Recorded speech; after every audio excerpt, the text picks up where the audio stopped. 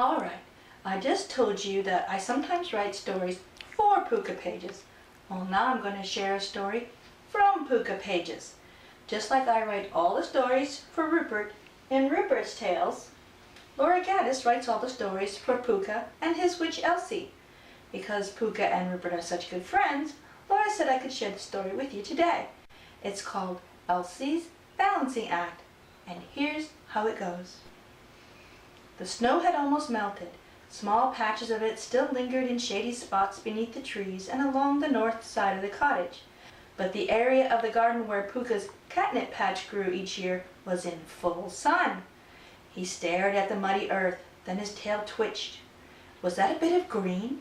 His eyes widened and his whiskers practically touched the ground as he peered closer. It was! Oh, the cat sprang to his paws and raced toward the cottage. He couldn't wait to share the news with Elsie. He galloped through the open herb room door and dashed around the house in search of the little witch. He finally found her in the kitchen, sitting at the scrubbed wooden table. In his excitement, he sprang onto the table, landing perilously close to a lit candle. "Guess what?" he cried. Elsie's head jerked up. "Huh? What?" Puka sat, his little chest puffed out happily. "My catnip has sprouted!" Elsie's eyes slowly focused on the cat in front of her.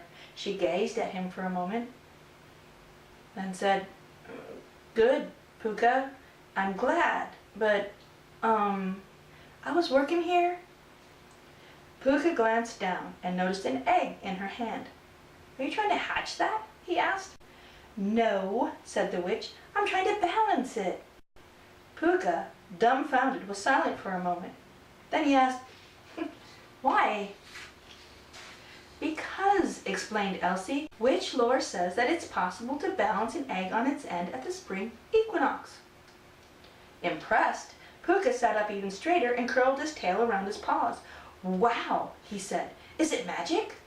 Elsie gave a little half shrug. "Well, you can actually balance an egg like that anytime if you have enough patience. The magic is in the timing." The cat cocked his head to one side. "I don't understand," he said.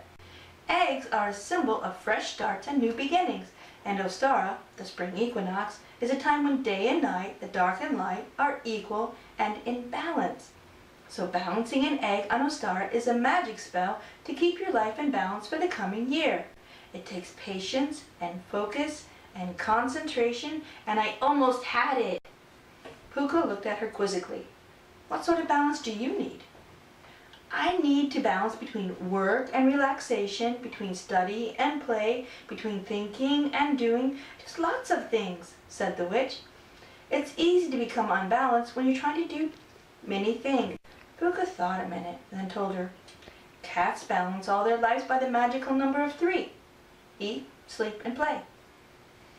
Elsie laughed as she picked the egg up again. Human lives are a little more complicated. Puka's face reflected an expression of profound pity.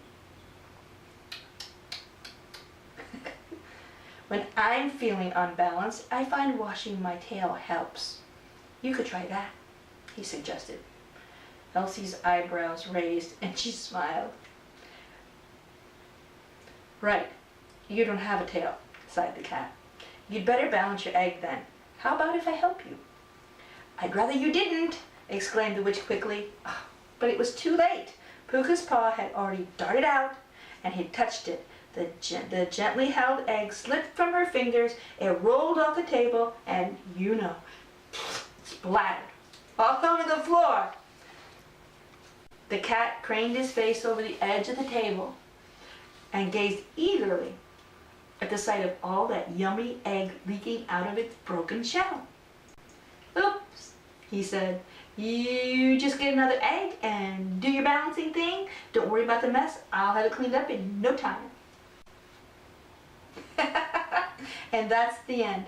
Many thanks to Laura Gaddis for letting us use her story today. Hop on over to Puka Pages to read even more stories.